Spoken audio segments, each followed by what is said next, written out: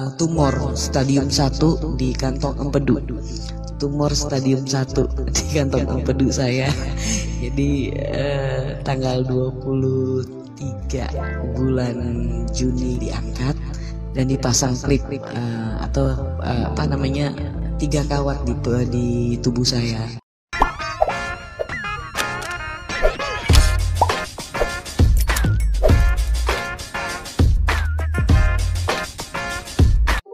Shalom saudaraku semuanya, apa kabar hari ini? Doa dan harapan saya teman-teman semua dalam keadaan baik dan sehat selalu, serta dalam perlindungan Tuhan Yesus. Hari ini saya akan membagikan satu buah video kesaksian yang mana saya percaya bahwa melalui video kesaksian ini akan menguatkan iman kita semua. Ade Dame adalah salah satu penulis novel yang populer dengan judul CCTV Surga. Dalam video kali ini, Ade Dame akan menceritakan pengalaman dan juga kesaksiannya hidup bersama dengan Tuhan, termasuk di dalamnya ketika ia divonis oleh dokter yang menderita tumor kandung empedu, dan setelah itu berulang kali dia menjalani operasi untuk kesembuhannya. Setelah 10 kali dalam 1,5 tahun ia menjalani operasi, akhirnya ia mengalami mujizat yang dari Tuhan dan ia disembuhkan oleh Tuhan Yesus Kristus. Bagaimana selengkapnya dari video kesaksian ini? Silakan kita simak dalam kesaksian berikut ini. Untuk teman-teman semua yang diberkati melalui video-video kesaksian yang disampaikan di channel Nusantara 1, saudara bisa share video ini kepada saudara-saudara kita yang lain supaya sama-sama kita diberkati. Selamat mengikuti dan Tuhan Yesus memberkati.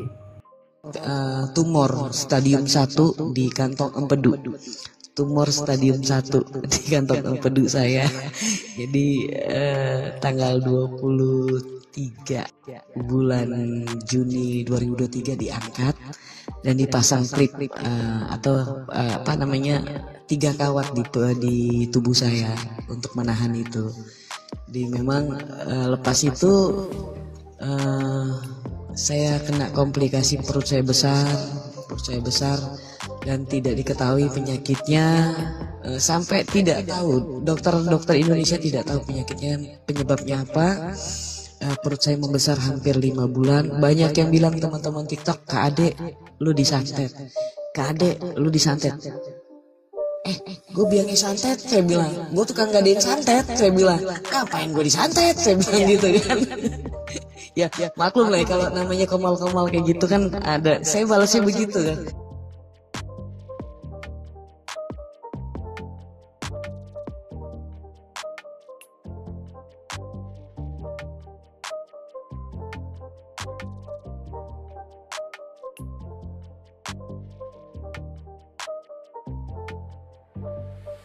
Setelah operasi pertama saya bilang sama kakak saya yang ke nomor 3, beliau sangat dekat, dia pengganti mama buat saya. Saya bilang, Kak, gue nggak akan izinin Tuhan naik ke sorga sebelum Tuhan mengiyakan novel gue diterbitin.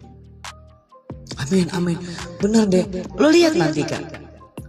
Sampai kakakku juga marah sama Tuhan. Konsepnya nggak gini Tuhan, lu buat Ade Dame sakit, ini ade yang paling istilahnya, ade yang paling nempel sama saya karena saya anak terakhir. Jadi kita punya kami 4 bersaudara, cuman saya sama kakak saya nomor 3 ini nempel, udah kayak amplop sama perangko gitu kemana-mana berdua. Gak gini konsepnya Tuhan, ade gue ini ngurus mama lo, dia nggak nyusahin mama lo. Dia tuh nggak ngerengek-ngerengek, dia urus mama, dia gendong mama, semua dia lakukan sendiri. Kok Tuhan giniin adik gue? Sampai kakakku bilang begitu kan. Konsepnya nggak gini Tuhan, konsepnya jangan kau hantam adikku dengan penyakit kayak gini Tuhan. Dia menangis. Jadi saya kalau sama kakak saya setelah setiap mau operasi saya musuhan Kak. Saya blokir kakak saya nggak mau dia pusing. Kalau udah saya selesai lepas operasi saya buka lagi gitu kan. Lihat Kak, Tuhan akan terbitkan buku aku. Nah, saya bilang gitu ke kakak saya. Amin, dia aminin. Dan puji Tuhan ada seorang pengusaha mantan bos saya, beliau juga perhatian anak Tuhan yang luar biasa, sangat mengasihi saya, sangat mengasihi almarhumah mama, begitu perhatian. Sama hamba Tuhan Bapak Pendeta saya juga menawarkan, "Dek, novel kamu sudah dicetak?" Belum Pak. Cari penerbitnya, harus ada ISBN ya. Siap, saya cari. Saya sampaikan sama kakak saya. Kakak saya menangis sangat luar biasa. "Dek, Tuhan sayang Kak. Ya, kita naik cetak Kak." Wah, menangis kakakku meluk saya. Wah, Tuhan buka jalan ya Dek, Tuhan buka jalan. Iya Kak, tapi memang harus pakai pulpen pena operasi dulu ya. Tapi konsepnya nggak kayak gini lah, masa adekku didodol-dodol ginjalnya, kata kakakku kan. Saya juga ada klip Kak. Jadi di badan saya ini ada 3 kawat yang dijepit. Jadi di permanen seumur hidup. Jadi permanen seumur hidup, udah nggak bisa dicabut lagi kawat itu. Jadi ketika saya bicara kayak gitu sama kakak saya, pada tanggal 5 November itu saya launching. Tanggal 27 November itu operasi kelima. Saya lewatin operasi kelima. Kerjaan kakak saya tuh menangis mulu ngelihat adiknya diobok-obok sama dokter perutnya, terus dipasang selang berulang-ulang. Jadi kakak saya selama 10 kali operasi cuman menemani saya 3 kali.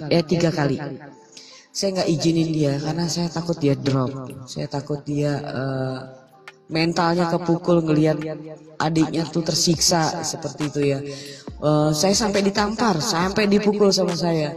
"Lu jangan ngomong kayak gitu, gua sama siapa deh? Gue cuma punya adik lu." Karena kami dekat. Kami nggak dekat sama kakak-kakak kami gitu loh. Mereka punya dunia mereka, kami punya dunia kami gitu. Ya. Akhirnya gimana caranya biar kakak gue tenang ya, aku mikir begitu. Udah saya blokir. Ada aja alasan saya untuk maki dia, ada aja alasan saya untuk marahin dia. Saya blokir. Tapi setelah selesai operasi saya buka lagi. Setiap mau operasi saya akan blokir beliau.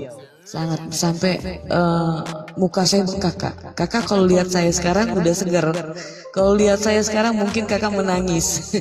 Muka saya bengkak, pucat pasi. Saya kalau jalan itu 2 langkah udah menjerit, 2 langkah menjerit.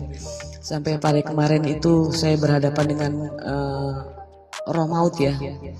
Roh maut itu tanggal 11 Juni yang kemarin itu tiba-tiba demam tinggi itu 41, turun 37, 38, 39, 40, 38, 39, 40, itu sampai pada hari H mau operasi Kak. Dokter udah panik. Semua hamba-hamba Tuhan sangat luar biasa. Tuhan mengirim hamba-hambanya.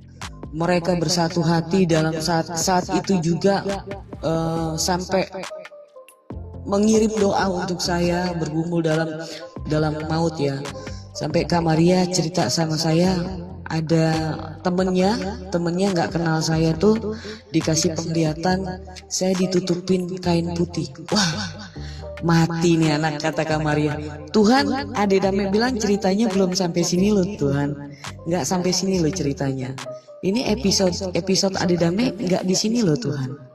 Tiba-tiba penglihatan itu kain putih itu diangkat lagi, Tuhan kayak memeluk saya. Itu cerita yang dari Kak Maria ya. Dan hamba-hamba Tuhan mensupport saya dengan doa sangat luar biasa, baik yang di Jakarta, yang di Indonesia, yang mengenal saya, yang mengikuti perkembangan perjalanan cerita hidup saya melawan penyakit seorang diri itu kan.